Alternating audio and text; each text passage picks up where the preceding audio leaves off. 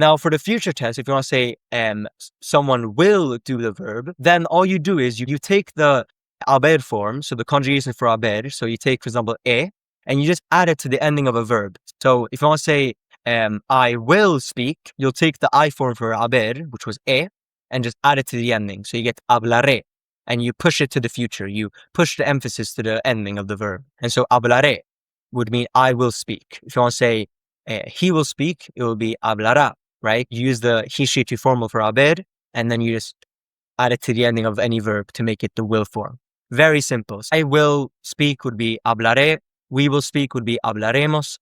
He, she, tu formal will speak would be hablará. You informal will speak would be hablarás. And there you guys will be hablarán. Very simple. Like there's no memorization because you already learned haber, right? And by the way, if you're just getting started, I highly recommend joining the Speedy Spanish Hub. It's a free community I created with a bunch of free resources and guides to help you start learning Spanish with these methods. And it'll be the first link in the description.